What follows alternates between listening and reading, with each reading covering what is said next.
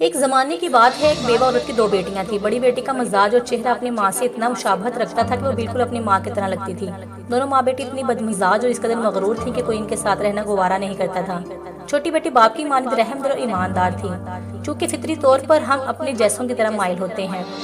بڑی بیٹی اپنی ماں کی چہیتی تھی، جبکہ اس کے برعکس چھوٹی بیٹی سے وہ نفرت کرتی تھی۔ ماں اسے باورچی خانے میں ہی کھانا کھلاتی تھی اور مسلسل اسے کام کرواتی رہتی تھی۔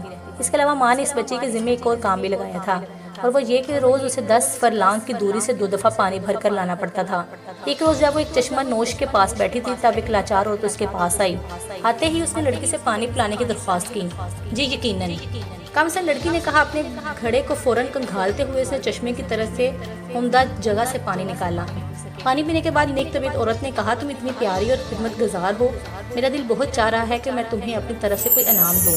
دراصل وہ ایک پری تھی جس نے ایک لاچار عورت کا بھیس بدل لیا تھا تاکہ وہ معلوم کر سکے کہ یہ لڑکی کس حد تک خدمت گزار ہے۔ میں تمہیں یہ انعام دیتی ہوں کہ جب بھی تم کوئی جملہ ادا کرو، تمہارے منہ سے پھول یا کوئی قیمتی پتھر جھڑے۔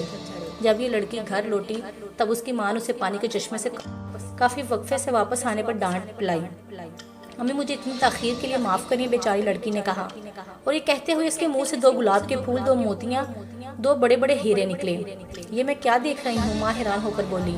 مجھے لگتا ہے کہ اس کے منہ سے موتیاں اور ہیرے جھڑ رہے ہیں۔ یہ کہاں سے آیا میری بیٹی؟ یہ پہلی بار تھا کہ ماں نے اسے بیٹی کہہ کر مخاطب کیا۔ بیچاری بچی نے معصومیت سے پورا واقعہ سنایا، جبکہ اس دوران اس کے منہ سے لاتعداد ہیرے جھڑتے رہے۔ سچ میں؟ ماں نے تعجب سے پوچھا۔ وہاں مجھے اپنی بڑی بیٹی کو لازماً بھیجنا پڑے گا، ماں نے دل میں کہا۔ یہ سوچ کر ماں نے اپنی بڑی بیٹی کے پاس گئے، اسے کہا، یہ لو اوڑھنی، تم نے غور نہیں کیا کہ میں جب تمہاری بہن بولتی ہے تو اس کے منہ سے ہیرے جواہرات جھڑتے ہیں؟ کیا تمہیں یہ انعام ملنے پر خوشی نہیں ہوگی؟ تمہیں صرف چشمے سے میٹھا پانی لانا ہوگا، اور جب وہ لاچار عورت تم سے پانی طلب کرے تو اس کی خوب خدمت کرنا۔ میں چاہتی ہوں تم بھی وہاں جاؤ۔ بڑی بیٹی کا دل نہیں مانا، لیکن ماں کے فرمان کے سامنے وہ مجبور تھی۔ اس نے گھر میں پڑی ہوئی سب سے خوبصورت چاندی کی بوتل اٹھائی اور اپنے منہ کو سکیڑتے ہوئے چشمے کی طرف چل پڑی۔ ابھی وہ چشمے پر پہنچی ہی تھی کہ اس کی نظر ایک شاندار کپڑوں میں ملبوس عورت پر پڑی۔ وہ خاتون جنگل سے نمودار ہوئی، چلتے چلتے چشمے پر آ کر اس نے پانی پینے کی طلب ظاہر کی، اور وہی پری تھی جو اس کی چھوٹی بہن کو نظر آئی تھی، لیکن اس نے ایک شہزادی کا روپ دھارا ہوا تھا، کیونکہ وہ جاننا چاہ رہی تھی کہ لڑکی کس حد تک ایمان ہے۔ کیا میں تجھے پانی دینے کے لیے آئی ہوں؟ شاید میں بالکل اسی مقصد سے محترمہ کے لیے چاندی کی بوتل لائی ہوں۔ تم میں کتان خدمت کا جذبہ نہیں ہے؟ پری نے اپنا غصہ ضبط کرتے ہوئے کہا۔ چونکہ تم میں فرما برداری کا جذبہ نہ ہونے کے برابر ہے، اس لیے میں تمہیں شراب دیتی ہوں۔ تم جو بھی لفظ منہ سے ادا کرو گی، تمہارے منہ سے سانپ یا مینڈک برسیں گے۔ بڑی بیٹی جب گھر پہنچی تو ماں کے انتظار میں تھی۔ اسے دیکھتے ہی چیخ پڑی، ارے میرے لال!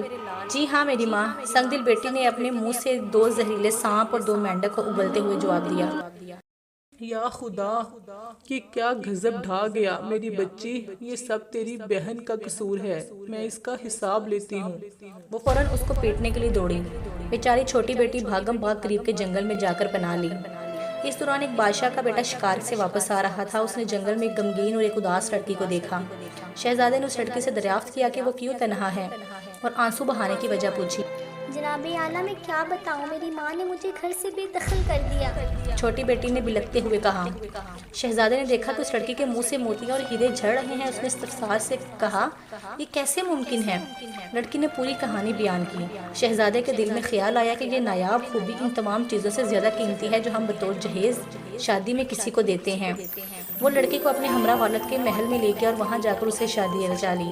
دوسری طرف اس کی بڑی بہن سے اس کی ماں نے اتنی نفرت برتی کہ اسے گھر سے نکال دیا، اور جب کہیں بھی اسے پناہ ملی تو وہ جنگل کی طرف نکلی اور وہیں اس کی موت ہو گئی۔